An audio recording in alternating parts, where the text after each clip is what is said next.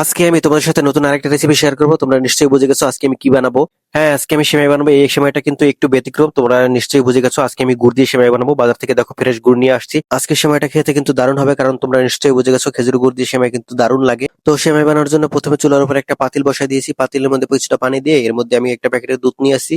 তো প্যাকেটের দুধগুলো আমি এর মধ্যে দিয়ে দিচ্ছি। এখন আমি এর মধ্যে গুড় দিয়ে দিচ্ছি। সেমাইটাকে আরেকটু স্পেশাল করার জন্য আমি এখানে কাঠবাদাম এবং কাজু বাদাম নিয়েছি, তো সেটাই কেটে দিচ্ছি এর মধ্যে, দেখতেছো তোমরা। এখন আমি এর মধ্যে স্বাদ মতো লবণ, দুটো এলাচ, দুটো দারুচিনি দিয়ে দিচ্ছি। তারপরে আমি 10 মিনিটের মতো জ্বালিয়ে নেবো সুন্দরভাবে।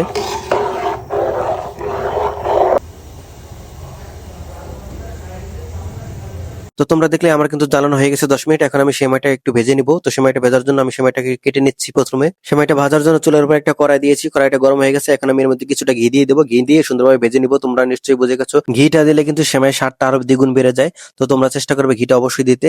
সেমাইয়ের কালারটা যখন হালকা বাদামি কালার চলে আসবে তখন সেমাইটা নামিয়ে ফেলতে হবে। তো এখন আমি চুলাটা হালকা আঁচ করে সেমাইটা কিছু সময় ভেজে নিব। এরকম করে সেমাই রান্না করলে কিন্তু খেতে দারুণ লাগে। তোমরা অবশ্যই আমার এই রেসিপিটা ফলো করে বাসায় একবার হলেও রান্না করে খাবে। তোমাদের সাথে কথা বলতে বলতে কিন্তু আমার সেমাইটা ভাজা হয়ে গেছে। এখন আমি এই দুধের মধ্যে সেমাইটা দিয়ে দেবো। তো তোমরা দেখতেছো দুধের মধ্যে আমি সেমাইটা এখন দিয়ে দেবো এবং আবার 2 মিনিট জ্বালিয়ে নিব। 2 মিনিট পরে ফাইনালি রেডি হয়ে গেছে সেমাইটা। তো তোমরা দেখতে পাচ্ছ যে কত সুন্দর হয়েছে। তো তোমাদের কাছে এই সেমাই রান্নাটা কেমন হয়েছে তা অবশ্যই কমেন্ট করে জানাবে, এবং যদি আমার এই সেমাই রান্নাটা তোমাদের কাছে পছন্দ হয় তাহলে অবশ্যই একটা লাইক করবে, একটা কমেন্ট করবে, এবং আমার পরিবার যদি নতুন হও তাহলে অবশ্যই আমার এই পরিবারে ফলো দিয়ে পাশে থাকবে। এবং যদি ইউটিউব চ্যানেল থেকে দেখে থাকো তাহলে অবশ্যই চ্যানেলটিকে সাবস্ক্রাইব করে পাশে থাকবে। তো দেখা হবে নতুন আরেকটা ভিডিওতে। ততক্ষণ তোমরা সবাই ভালো থাকো। ধন্যবাদ সবাইকে।